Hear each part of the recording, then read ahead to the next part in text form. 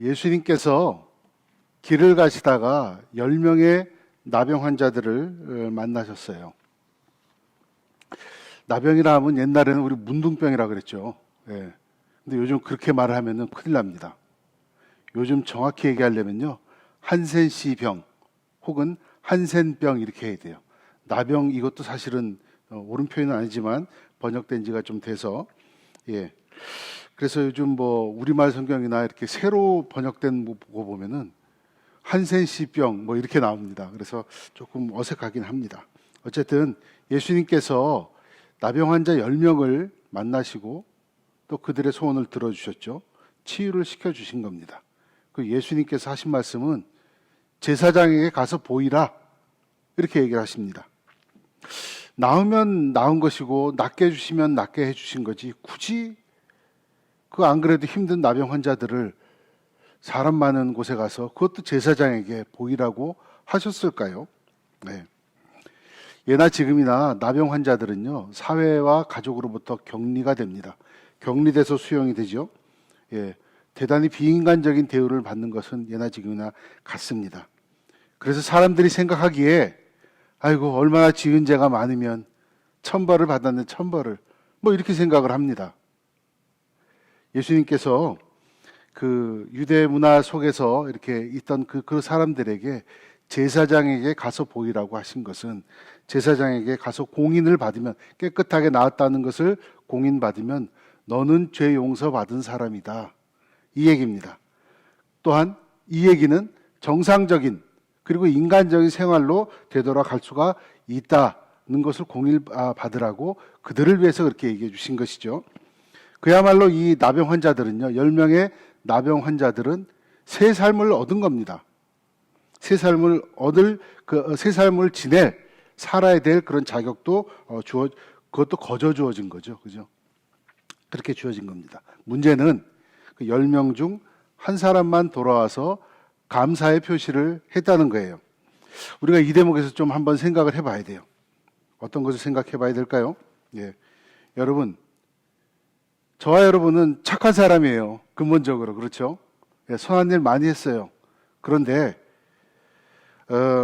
얼마나 여러분들 앞으로 돌아와서 제대로 감사했어요, 그동안. 혹은 정말 감사합니다, 그렇게 감사의 표시를 한 사람이 있을까요?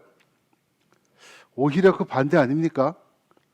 그런 감사의 표시를 한 사람보다 은혜는 다 까먹고 다 배신하고 내 마음에 상처를 주고 떠난 사람들이 더 많지 않겠습니까?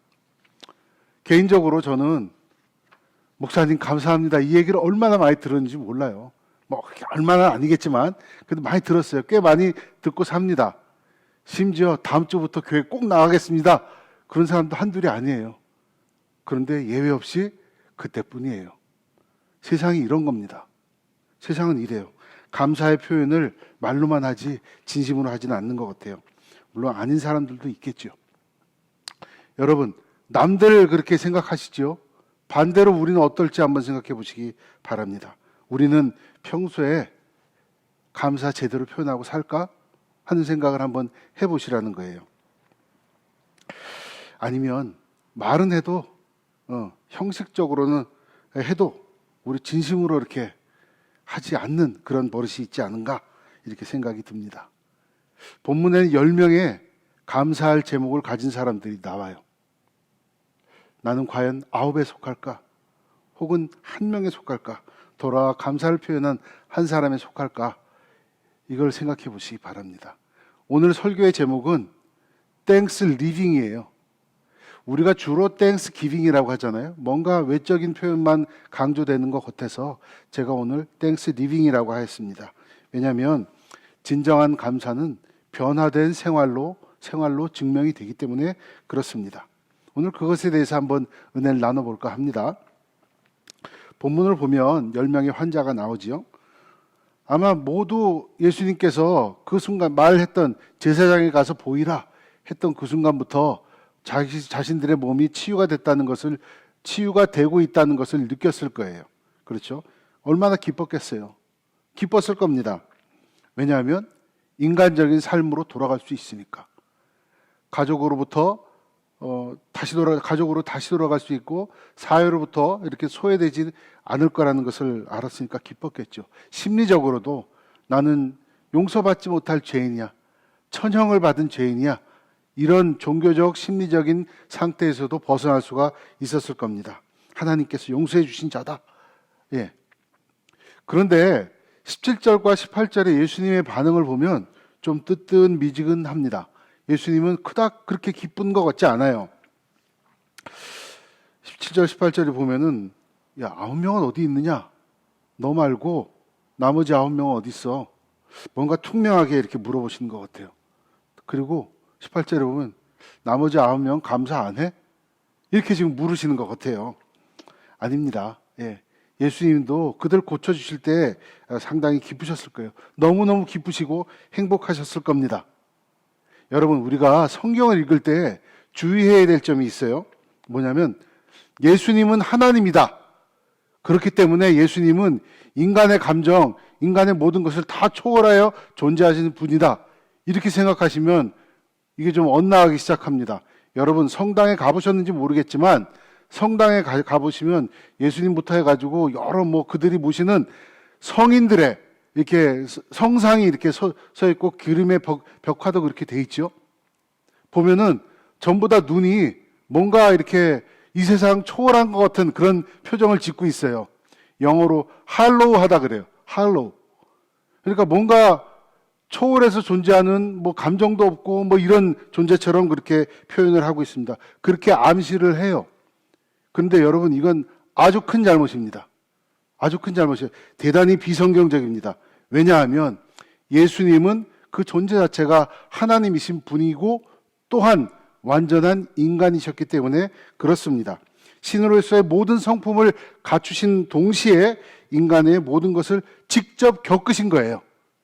직접 겪었다. 요거를 조금 어려운 말로 하자면 체휼하셨다. 이렇게 얘기를 합니다. 예수님께서 사람들에게 올 때 어느 날 갑자기 짠 하고 산신령 나타나듯이 그렇게 신의 모습으로 오신 게 아니에요. 이제 다음 달이면 이제 예수님 오시는 성탄절부터 해서 이제 내년엔 부활절이 있잖아요. 그때까지 예수님의 그 일생에 대해서 쭉 우리가 보면은 인간이 아니셨던 순간이 단 한 번도 없어요. 무슨 얘기냐? 태어나심부터 성장하시고 고통받으시고 그리고 십자가에서 고통받으시고 그렇게 죽으셨어요. 인간의 모습으로. 완벽한 인간의 성품으로 죽으셨고 또다시 부활하실 때는 완전한 신으로 다시 부활하셨다는 것이죠. 예수님께서는요, 인간의 육체적인 생로병사, 그리고 또 지식, 감정, 이 모든 것을 겪으신 분이에요. 그래서 때로는 제자들과 함께 다니실 때 기뻐도 하셨고 또 웃기도 하셨고요. 또 같이 울기도 하셨고 마음이 아파서 눈에서 피눈물이 나도록 기도하신 분이기도 해요. 완전한 인간이셨다는 것이죠. 그러니까 사람들이 기뻐하셨을 때 예수님이 기뻐하지 않았다. 이렇게 생각하는 것은 완전히 오해라는 거예요. 사람들 기뻐할 때 예수님도 기뻐하셨고 사람들이 그들의 나은 몸을 보고 행복해할 때 예수님도 행복해 하신 거예요. 여러분, 이 점에서 또 하나 우리가 생각해야 할 게 있어요. 우리가 보면은 오늘 그 감사하러 한 사람이 돌아오잖아요. 그 감사하러 돌아왔을 때 예수님도 행복해 하셨다는 거죠. 그죠? 우리가 가지고 있는 이 감사함에는요, 인간들이 할 수 있는 감정 중에 감사함이라는요, 하는 사람이나 그거 받는 사람이나 동일하게 기쁨을 전파할 수 있는 강력한 영향력이 있다는 거예요. 예수님도 기뻐하셨어요. 강력한 영향력이 있어요. 그렇기 때문에 우리가 가지고 있는 감사를 잘 이용할 줄 알아야 돼요. 잘 표현할 줄 알아야 돼요. 여러분, 감사함이 넘치는 가정은요, 싸울 일이 전혀 없습니다. 왜요? 내 옆에 있는 사람이 인격엔 난 도저히 인생을 못하겠지만 그래도 내 옆에 있는 내가 하도 당해가지고 이 사람에겐 당해서 그런 마음이 있겠지만 감사하기 시작하면요, 이 사람이 그래도 내 옆에 있는 것만으로도 감사한 거예요. 행복한 거예요. 감사함이 넘치는 교회는 어떨까요? 나와는 생각이 완전히 다른 사람이 저쪽에 앉아 있어서 그것이 감사할 줄 알아야죠. 왜냐하면 나와 생각이 완전히 다른 사람이 저쪽에 앉아 있어도 이로써 우리 교회가 훨씬 더 다채로워지는구나. 교회가 교회다운 모습으로 서가는구나. 감사할 수 있어야 되는 거죠. 감사할 수 있는 공동체는 어떨까요? 막 서로 다르다고 서로 싸우고 그럴까요? 아니에요. 감사할 줄 아는 공동체는요, 그 속에서 싸우는 시간보다는 그 속에서 희망을 찾는 시간에 더 집중을 하기 때문에 행복할 수밖에 없는 거예요. 여러분, 반대로 우리가 생각 한번 해보십시다. 감사함이 없는 인생, 감사함이 없는 공동체, 가족, 어떨 것 같아요? 낙심과 절망밖에 없는 겁니다. 왜요? 원망과 불평이 가득하기 때문에 그래요. 희망이 보이지 않기 때문에 그렇습니다. 원망과 불평이 가득하면 악의 세력으로, 악한 세력의 지배 안으로 우리의 발걸음을 옮기는 거나 똑같은 일입니다. 여러분, 사탄이 우리 개인적인 신앙이나 공동체의 신앙을 깰 때 첫 번째 하는 작업이 뭔지 아십니까? 바로 우리 삶 속에, 저와 여러분의 삶 속에 감사함의 제목을 하나씩 지워가는 거예요. 그러니 감사할 줄 알아야 돼요. 어떤 일에도 감사할 줄 알아야 합니다. 여러분, 여러분과 저와의 지금 인생, 우리의 생활 중에는 감사함이 많습니까? 혹은 불평, 불만이 더 많은가요? 스스로 살펴보시기 바랍니다. 우리 지난주에 양 목사님이 설교하셨잖아요. 데살로니가전서 5장 16절부터 18절까지의 말씀이 어떤 겁니까? 항상 기뻐하라. 쉬지 말고 기도하라. 그 다음에 어떻게 감사하라? 범사에 감사하라요. 범사. 여러분, 범사에 감사하라 이 말은요, 뭡니까? 내게 좋은 일이 생기건 나쁜 일이 생기건 감사하라는 소리예요. 나에게 벌어지는 이런 모든 일들을 내가 이해해서 감사하고 이해 못하니까 불평불만, 그게 아니에요. 일이 좋든 나쁘건 마음에 들건 아니건 감사하라는 소리예요. 감사하는 생활 누리시는 저와 여러분 되시기 바랍니다. 예수님께서 10명 중에 한 명이 돌아와서 감사할 때 그것으로 행복해 하셨어요. 행복해 하셨지만 예수님의 지금 17절부터 18절의 이 반응은 감사하지 못하는, 감사의 표현을 하지 못하는 그 9 보고 마음이 언짢으신 게 아니고 괘씸하다 이렇게 생각하신 게 아니고 안타까우신 거예요. 지금 안타까우신 거예요. 여러분, 그것이 하나님 아버지의 마음이에요. 우리를 바라보시는 아버지의 마음이에요. 우리 다 아버지잖아요. 그죠? 어른들이에요. 우리 키우는 아이들이 공부를 열심히 했어. 근데 애들이 공부한 만큼 성적이 안 나와. 그러면 자식이 얼마나 내가 너를 공부 잘하려고 저거 해줬는데 공부 못하고 이렇게 받아와 점수를? 안 이러잖아요. 아버지라면 지도 열심히 하려고 노력했는데 그래서 얼마나 그 마음이 안 좋을까? 안타깝지 않으세요? 예수님이 지금 그 마음이에요. 안타까우신 거예요. 그래서 그 아홉은 어디 있느냐? 이렇게 물으셨던 거죠. 여러분, 우리가 되돌아서 한번 이 9명의 그 심정을 한번 생각해 보면 저는 좀 이해가 갈 것 같아요. 괘씸하다는 생각보다는 좀 이해가 가요. 왜냐? 얼마나 자기들이 치유를 받았을 때 제사장으로부터 너는 이제 완전히 치유받았다라는 말을 들었을 때 가장 먼저 하고 싶었던 일이 뭐였겠어요? 자기 가족으로 돌아가는 일이었겠죠. 자기 사랑한 사람들에게 돌아가는 일이었을 겁니다. 아마도 자기들이 격리되는 순간, 나는 나병에 걸렸다. 그 순간부터 단 한 번도 쉬지 않고 꿈꿨던 그 순간이 바로 그거 아니겠어요? 나 치유받았어. 나 돌아왔어. 이런 말이었을 겁니다. 그런 순간을 내내 꿈꾸고 지냈는데 예수님을 만나서 그 소원이 이루어진 겁니다. 이루어진 거예요. 현실이 된 거죠. 제사장에게 공인을 받자마자 그들은 아마도 가족에게 달려갔을 겁니다. 그래서 그토록 하고 싶었던 말, 나 이제 나음 받았어. 나 이제 구원받았어. 이 말을 하고 싶었을 거예요. 아마 자기들도 생각이 있었겠죠. 그죠? 후에 내가 예수님께 약간의 책망을 듣더라도 이건 내가 꼭 먼저 하고 싶은데 라는 생각이에요. 그렇지 않겠어요? 여러분, 그런데 그 마음은 충분히 이해갑니다. 그런데 잘 보시기 바랍니다. 예수님께 돌아와서 감사의 표현을 하지 못한 그 9명이나 우리나 같은 논리로 감사하지 못하고 있어요. 감사는 하는데 내가 이것만은 좀 먼저 하고 감사하겠습니다. 이런 마음 있지 않나요? 하나님께 감사는 하긴 하지만 지금 내일이 좀 바쁜 게 있어요. 이런 거예요. 이것이 문제입니다. 왜 문제일까요? 여러분, 우린 보편적으로 감사함을 느끼긴 하지만 지금은 좀 표현하기가 그래 라는 것은요, 이 돌아와서 감사한 한 사람 앞에는 핑계거리가 될 수가 없습니다. 입이 10개라도 할 말이 없는 거예요. 게다가 이 사람은 누구였어요? 사마리아인, 이방인이라고. 아니 똑같은 나병 환자들인데 게다가 이방인이라고 손가락질 받고 냉대 받고 자기들끼리도 그랬던 사람이에요. 그 사람이 어떻게 보면 그 치유받은 10사람의 나병 환자 중에 가장 핑계가 많았던 사람 아니겠어요?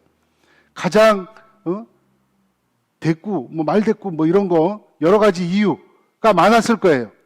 그런데 이 사람은 돌아와서 예수님께 먼저 감사를 했다는 거예요. 그 사람이라고 사랑하는 가족 없었을까요? 보고 싶은 사람 없었을까요? 있었을 겁니다. 그런데 개인적인 것은 모두 다 뒤로 미루고 돌리고 먼저 뭐부터? 하나님께 영광을 돌리고 예수님께 감사의 표현을 하였다는 겁니다. 이 사람은요, 자기 인생, 새로 얻은 새 인생에 구원받아 새로 얻은 인생의 첫 번째 우선순위, 첫 번째 해야 될 것을 정확히 알고 있었던 사람이에요. 감사부터 할 줄 아는 사람이었기 때문입니다. 여러분, 저와 여러분 지금 감사절, 우리 감사의 절기를 지내고 있어요. 저와 여러분들이 최우선적으로 해야 될 것이 무엇인가요? 어떤 감사절기를 지내고 있을까요? 15절과 16절 다시 한번 보겠습니다. 오늘 본문의 15절과 16절. 그 중에 한 사람이 자기가 낳은 것을 보고 큰 소리로 하나님께 영광을 돌리며 돌아와 예수의 발 아래 엎드려 감사하니 그는 사마리아 사람이라. 이 사람이 예수님께 와서 감사하는 거 보면 이 사람의 수준을 짐작할 수가 있습니다. 그렇잖아요? 감사의 수준과 깊이를 짐작할 수가 있습니다. 크리스찬이라면 어떻게 감사해야 되는지, 어떻게 생활 중에 감사를 표현하는지, 어떻게 땡스 리빙을 하는지 이 구절이 정확히 지금 보여주고 있는 것입니다. 구절에 보면 큰 소리로 하나님께 영광을 돌렸다. 예수님의 발 아래에 엎드려서 감사했다. 이럴 수는 없어요. 그죠? 우리 실제적인 삶에서 이럴 수는 없지만 그 마음, 이 사람의 왜 이랬을까요? 마음 깊은 곳에서 감사하지 않고는 배길 수가 없는 거예요. 마음 깊은 곳에서 우러나는 그 감사함이 표현하지 않고는 배길 수가 없는 그런 상황이기 때문에 그랬던 거죠. 예. 그 심정, 그런 심정으로 드리는 게 우리 하나님께 드리는 감사입니다. 그리고 우리 주위 사람들에게도 감사할 때는 이렇게 드리는 거예요. 여러분, 우리 감사하다는 말 한마디, 짧은 표현 하나 잘 못하지요. 잘하실 수도 있겠지만 못할 때가 더 많을 겁니다. 저도 그렇거든요. 제가 그래요. 아니면 입술로도 해도 입술로 감사합니다 그래도 속으로는 별로 이런 마음, 그냥 형식적으로 그저 그런 감사. 여러분, 깊이 한번 생각해 보십시다. 내 눈에 보이는 그 사람들, 나에게 고맙게 해준 그 사람들에게도 감사의 표현을 제대로 못하는데 눈에 보이지 않는 예수님, 나를 구원해 주시고 나를 영혼의 길로 인도해 주신 예수님, 먼저 우리를 사랑하셔서 본인의 성품과 본인의 성격과 유전인자를 우리에 다 넣어주시고 존귀한 존재로 만들으신 하나님, 또한 지금 이 순간에도 우리와 함께 하시며 우리에게 힘주시고 또 보호하시고 인도하시는 성령 하나님께 우리가 잘할 수 있을까요? 눈에 보이는 사람들에게도 잘 못하는데 눈에 보이지 않는 삼위일체 하나님께 우리가 감사의 표현을 제대로 할 수가 있을까요? 여러분, 하나님께 드리는 감사는요, 그래서 마음과 뜻과 정성과 힘을 다해서 감사를 하는 겁니다. 그렇게 감사드리는 것을 잊지 않는 저와 여러분 되시기 바랍니다. 10명 중에 한 사람이 돌아왔다는 것도 참 의미심장하죠. 11조는 헌금에만 있는 거 아니에요. 사람들에게도 11조가 있고요, 믿음에도 11조가 있는 겁니다. 이방인이라고 따돌림 받던 사람이 어떻게 이렇게 제대로 감사할 수 있는 이런 감사의 자세를 갖게 되었을까요? 어떻게? 19절에 보면 그 해답이 있습니다. 19절 다 같이 한번 읽어보죠. 시작. 그에게 이르시되 일어나가라, 내 믿음이 너를 구원하였느니라. 예, 내 믿음이 너를 구원하였다. 예수님께서 말씀하시는 건요, 진정한 감사는 육신뿐만 아니라 영혼의 문제까지 지금 얽혀 있는 것이다. 지금 그것을 얘기해 주시는 것이죠. 예, 이거 정말 의미심장하게 받으시기 바랍니다. 우리가 드린 진정한 감사는요, 우리의 입으로 말로만 하는 거 아니에요. 우리의 영혼을 담아서 우리의 영혼의 문제까지 얽혀 있는 것이란 말이죠. 네, 결국은 믿음의 차이예요. 믿음의 차이. 믿음이 감사를 낳은 것이죠. 예, 참된 믿음이 진정한 감사라는 아주 구체적인 행동의 열매로 나타난 것입니다. 감사는 입술로만 되는 것이 아니죠. 예, 믿음이 바탕이 되어야 되고 또한 변화된 삶으로 나타나야지 그것이 진정한 감사입니다. 그래서 땡스 리빙이라는 말을 제가 오늘 쓴 겁니다. 예, 땡스 기빙, 단지 이렇게 주는 것이 아니라, 기빙하는 것이 아니라 땡스로 여러분 감사하는 마음으로 생활하는 여러분들이 되시기를 축원합니다. 마지막으로 한 가지 예화를 들을까 해요. 여러분, 1912년 4월 달에 미국 대서양 바다에서 큰일이 하나 있었죠. 예, 타이타닉, 여러분 잘 아시는 타이타닉호가 침몰함으로 무려 한 1,500명 정도가 죽은 그런 사건이었어요. 근데 그 사건 되기 한 500년 전쯤에 시카고에 있는 미시간 호수에서 레이디 한 400명 정도를 태운 레이디 엘진호가 침몰을 합니다. 암초에 부딪혀서. 그런데 그 시카고 근처에 있는 노스웨스턴, 아주 유명한 대학입니다. 노스웨스턴 대학의 신학과를 다니고 있던 에드워드 스펜서라는 사람이 있었습니다. 사고가 났다는 소식을 듣고 가장 먼저 그 한밤중에 자기 몸에 밧줄을 묶고 호수로 헤엄쳐서 나가서 사람들을 구하기 시작해요. 그래서 밤새도록 구조를 한 겁니다. 17명을 구했다고 해요. 근데 너무 힘을 많이 써가지고 후유증으로 인해서 윌체어에 앉게 되고 맙니다. 신학도의 꿈도 접게 되고 목회자의 꿈도 접게 됩니다. 그리고 그 후유증을 극복하지 못해서 그 사고 이후 7년 만에 죽게 돼요. 근데 이 사람이 죽기 전에 어떤 기자가 인터뷰를 했다고 합니다. 인터뷰한 사람이 당신이 살려준 17명 다 어떻게 지냈는지 아십니까? 연락 오는 사람이 있습니까? 그러니까 이 사람의 대답이 딱 한 명 외에는 아무도 연락하지 않았다. 그래서 기자가 물었어요. 당신 때문에 17명이 저걸 받았고 그랬는데 어떻게 16명이나 된 사람이 연락도 안 하고 지냅니까? 그러니까 이 사람이 대답했던 것은 아니요. 저는 그 사람들의 마음 이해합니다. 그렇지만 그 중에 딱 한 사람만이 그날 이후로 계속 크리스마스가 되면은 카드를 보내고 있습니다. 그 카드 한 장이 나의 마음을 위로하고 있습니다. 나머지 16사람에 대한 원망은 제게 없습니다. 예, 그것이 이 사람이 남긴 마지막 말이었다고 해요. 여러분, 저와 여러분은 새로운 생명을 얻은 레이디 엘지노의 17명 중 16명에 속합니까? 아니면 그 한 명에 속합니까? 오늘 본문에 예수님께서 구해주셨던, 새 삶을 주셨던 10명의 나병 환자 중 돌아와서 인사한 한 명입니까? 감사의 표현을 했던 한 명입니까? 아니면 그날 이후로 어디 갔는지 소식이 없는 그 9명에 속합니까? 오늘 그것을 깊이 생각하시고, 또한 우리가 어떤 감사의 생활을 해야 될지를 깊이 깨닫는 저와 여러분 되시기를 예수님 이름으로 축원합니다.